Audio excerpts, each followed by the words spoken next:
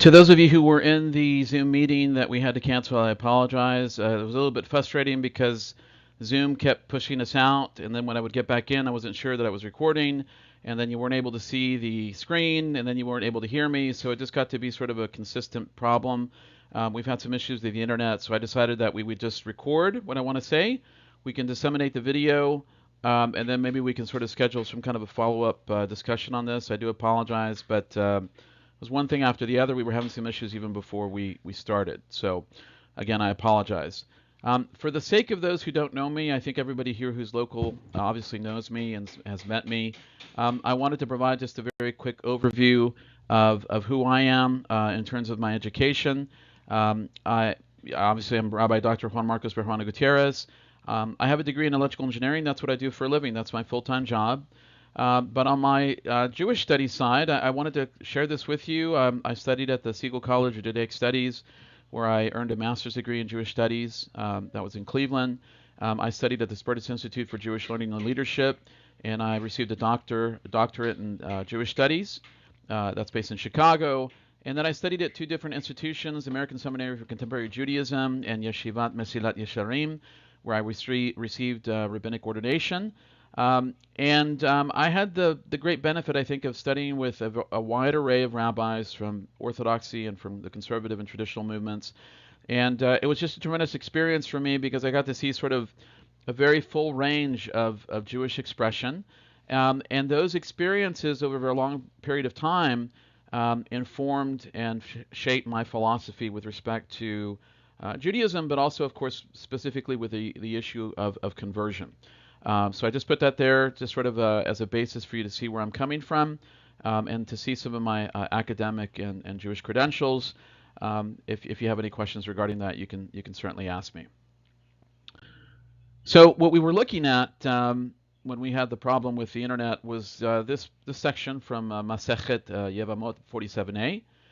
We're looking at two very brief sections. I just want to lay sort of a foundation for what we're looking at in terms of conversion and why we opt for this particular approach.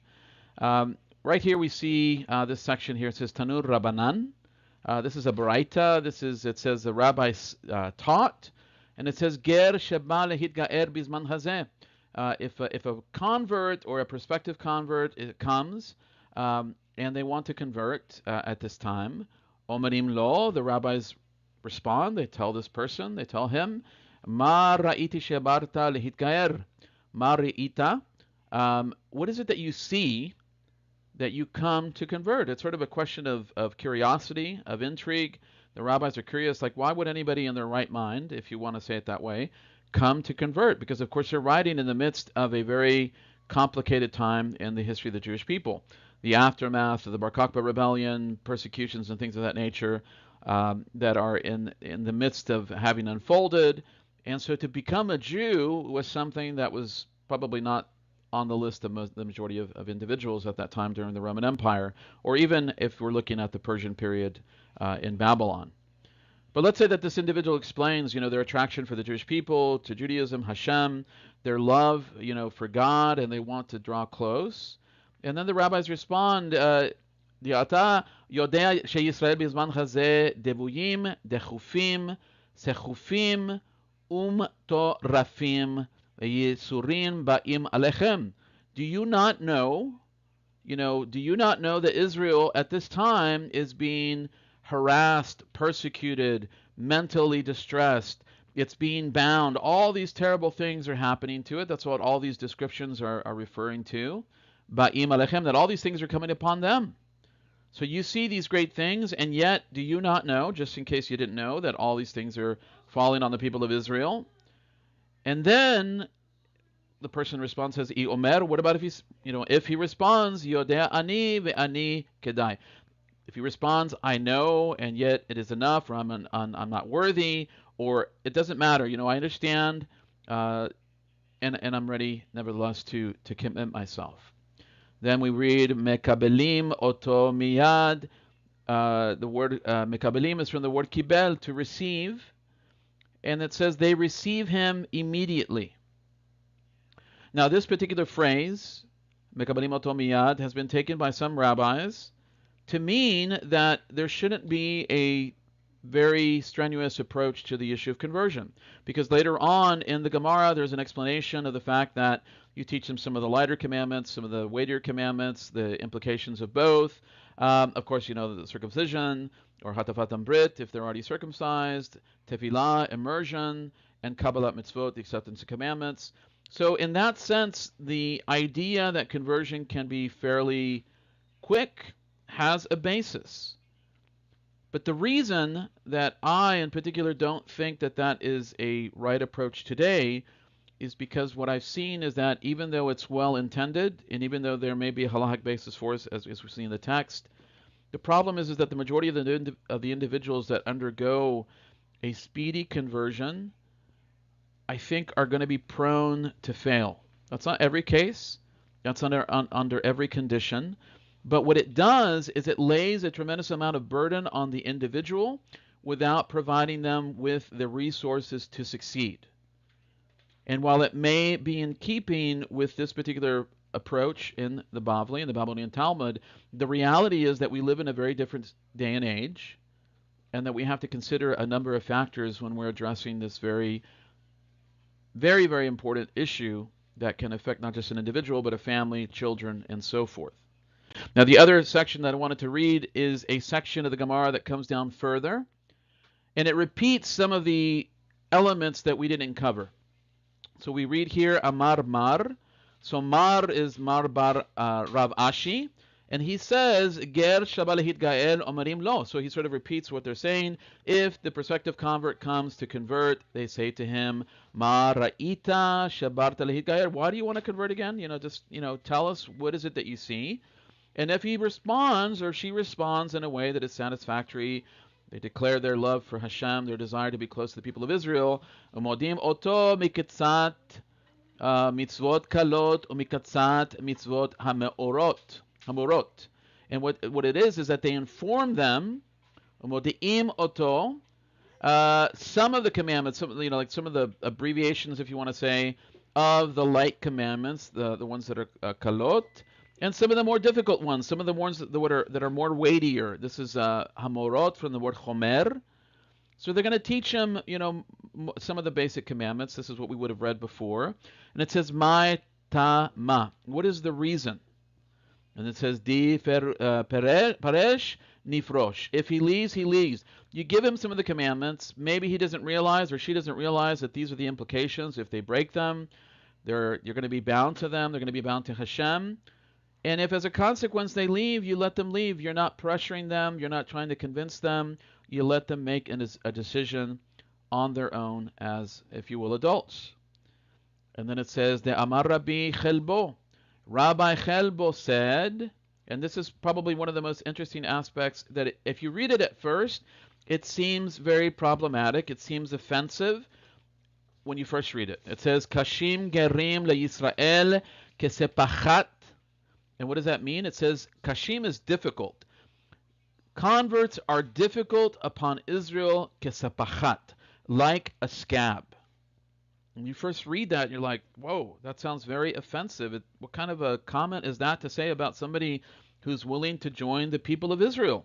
That doesn't sound, positive. And then the rabbis apply to a biblical verse to support this view. Dichtiv, it is written, katav, this is the root word. V'nilva hager alechem v'nispechu al bet Yaakov.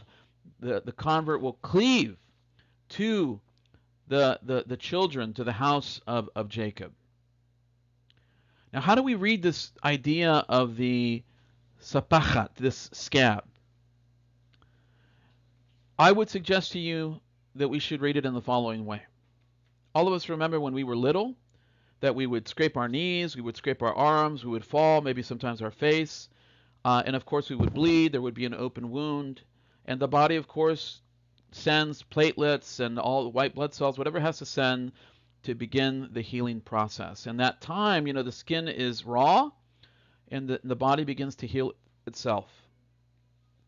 And what I would propose to you is that the children of Israel have lost many thousands and hundreds of thousands of individuals throughout its long history, through persecution, through forced conversion, through assimilation, through many painful things that have happened over the course of its long history. And so in that sense, the convert has the potential to be part of the healing process for the people of Israel. And this is something that is truly incredible. The problem is, as if we remember when we were little, that if you're not careful with the scab, it'll itch and you'll have a tendency to scratch it. And if you're not careful, you'll bump it again and it'll knock off the scab. You'll have bleeding. You might have an infection, God forbid.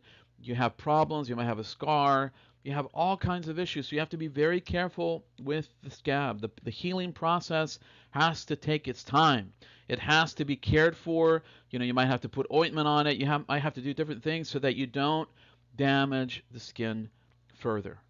And I would suggest to you that in caring for the convert, you must emphasize education as foundational for the success of the individual, of the family, of the children, and for the success of the Jewish people. Because a convert has the potential to cause great success, great benefit, or great damage to the people of Israel. And if you have an individual who is not educated, who is not trained, who doesn't understand the fundamentals, who doesn't have an overview of what it means to be Jewish, then you have a potential recipe for disaster. And this is something that I've seen. I know well-meaning people who believe that the conversion process is too difficult and in some cases may be outright discriminatory against certain financial, social, and even racial categories. But my attitude and my philosophy is that we don't make it better by creating standards that are going to be prone to make people fail in the long term. And so this is the reason why we must care for the convert or the prospective convert in such a way to equip him or her with the knowledge base that they need to be able to succeed. If you put a person in a job and you don't give them any training, and you just sort of say, good luck, and I'm so happy that you're here, and you should be here. You have a right to be here, but you don't equip them. This individual will fail in their role, and it could be a disaster for the company. This is something that's very basic. And so in the same sense, we are not intending to discriminate, but we are intending to equip. And maybe in the process, people will realize, what? This is not something that I envision to be a Jewish life. And, maybe this is not for me. And that's perfectly fine. And I think that we have to be ready to be able to say that and say, what? We appreciate the study. You've decided to go a different route. There's no issue there. That's perfectly fine. But at the same time, if we want successful individuals to build the people of Israel and to make up for the deficiencies that are so obvious within the established Jewish community in many quarters, then we need people that are educated, that are committed, that understand the ramifications and understand all of the implications, political implications. Conversion is a political issue, unfortunately, in our day and age. I wish it wasn't so. I wish we didn't have to deal with those kinds of things, but it is. And I don't believe at the same time that people should be excluded because they're not wealthy or because they don't have the right pedigree or because they don't have the right social position. But at the same time, we have to work within these frameworks. And so the best chance of success that we can give to somebody is to require them to study extensively, because education is something that can never be taken away from a person. You can be rejected. One synagogue may say, we don't accept that conversion, or another rabbi might say, I do. Another rabbi comes along and says, I changed my mind. I've seen this before. I've seen every kind of combination by every kind of rabbi that you can imagine, but no one can take away your personal fulfillment and study and what you have achieved and what you've undergone. And so this is extremely important for us to consider, and this is why we take the approach that we do in our community, because we want to make sure that people, if they go to another community, they will have the foundation to succeed. Now what we do, and I'll tell you a little bit about our community. Zohar Yisrael is a traditional synagogue in the Dallas area. It's registered with the Jewish Federation of Greater Dallas. We appear in the Texas Jewish Post Guide of Synagogues. We follow Sephardic liturgy. We have a Sephardic model in its approach to halakha, which I think is very broad and very embracing of people. At the same time, we take it seriously. And we welcome individuals from diverse backgrounds while emphasizing a traditional Jewish experience. We know that everybody's at a different level. We know that people are in different stages in terms of their family life, children, post-children. Whatever it is, we understand that people have, different walks. And so in some sense, we try to be flexible with that. We try to understand what it is that the person is struggling with.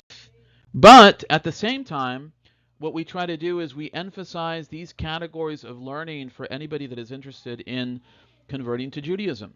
Now, the format themselves, it used to be that we would only follow books as the standard, because in some sense we wanted to emphasize the idea that this is the religion of the book, right? This is a people of books. If you don't like books, that might be sort of something to highlight. Like I don't like books might be another question to ask yourself. What is it that attracts you to Judaism? But whether it's an audio form, video form, text form, whatever it is, these are the categories that we believe are critical for people to be able to live out successful Jewish lives. Brachot and tefillah. Prayer, you have to be able to navigate a siddur. You have to be able to understand the basic fundamentals of Jewish prayer, to be in sync with the people of Israel. Tarachat mishpacha, family purity. If you're married, you have to take these things seriously to the best of your ability. Tevilah, mikvah, all these kinds of things. Shabbat and Yom Tov, they're fundamental. Shabbat, I don't know how Shabbos snuck in there, but Shabbat and Yom Tov should be fundamentals. How do we keep Shabbat? How do we keep the Yom Tov? Yom Tov, what are the halachot regarding the observance of these things? Everybody's going to fall in different places. We don't expect people to memorize things. We want that 10, 20% that they retain to be the foundation for the future, and to be in a constant mode of learning where they review and grow and study.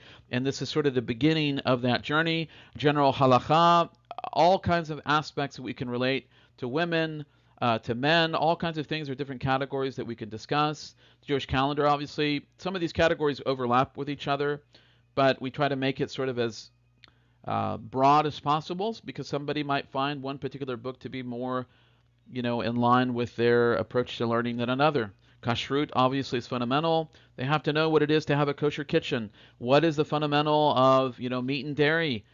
Separate dishes, or if they use the Sephardic model of glass, what are the implications of this? How do they, deal with this on a daily basis if they have neighbors who aren't Sephardic and so forth? All these kinds of things that are related to that.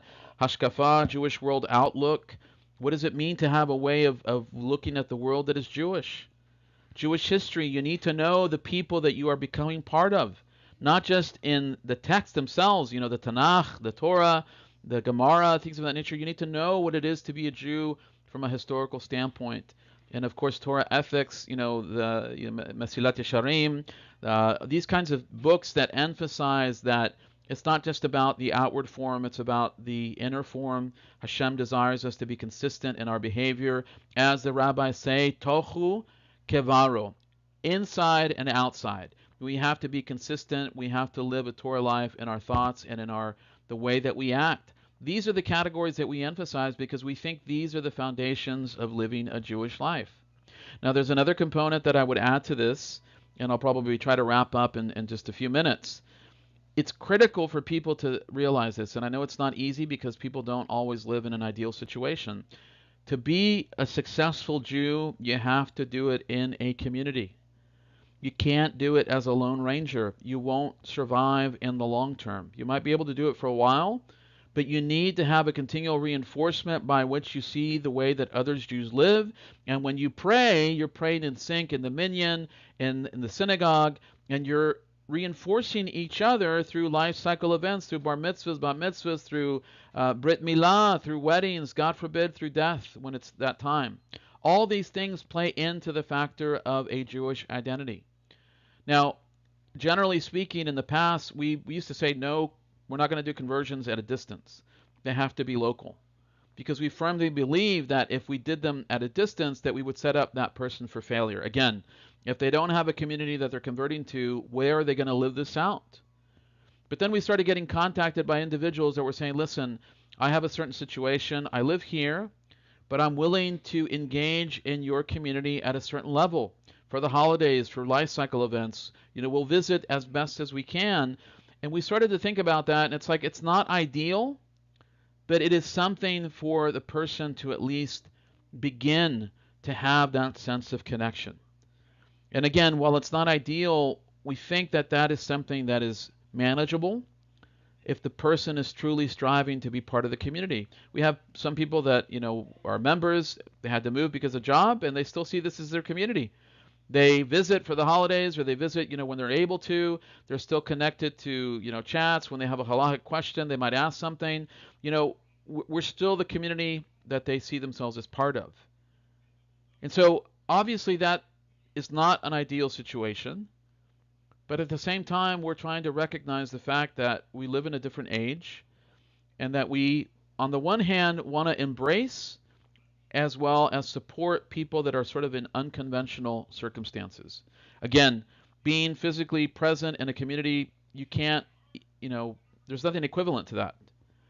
But if you can't do that, if you can engage with the community, if you can visit, if you can participate to the best of your ability, whatever that is, I don't know if it's once a quarter, once, every couple of months, whatever it is, it's something that can be discussed.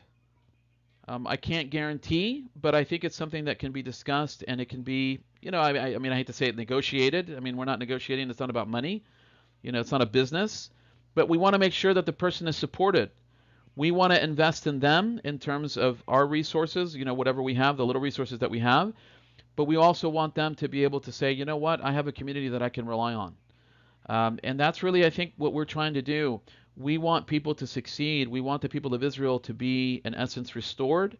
And part of the way to do that is to help build gerim, and also people who are making a return. Maybe some people grew up Jewish. Maybe there's questions about their halachic standing. Maybe they're Baal Tshuva. Whatever it is, there are different approaches that still encompass the same issue, which is education. And so I hope that this very brief presentation has given you sort of an idea of why we believe that converts are important, because they can heal the scars and the wounds of Israel, but it has to be done in a way that will ensure that they will be successful, because if not, then they could cause further injury to themselves. I've seen this happen.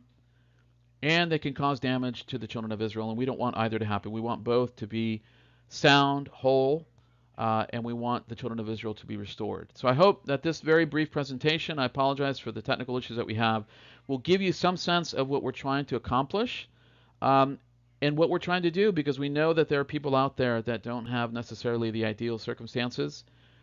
We want to support you as best as we can. The conversions don't have any cost. We're not about that. I have a job, as I always tell people. I'm an engineer. But I do have a passion. My wife, Rabbi Simchana, has a passion to help people. We sort of feel that we are like in the right time to be able to do something like this. There's a unique need. The Jewish community is fractured, unfortunately. Even after October 7th, there's a lot of politicization. We can't solve that, but we can contribute to something constructive. And that's what we want to do, is we want to support and help and better the circumstances of people that are out there. So we'll leave it at that. You can look at the video, contact us. Let's start a dialogue. Let's talk about it. And let's see what we can do to build the children of Israel.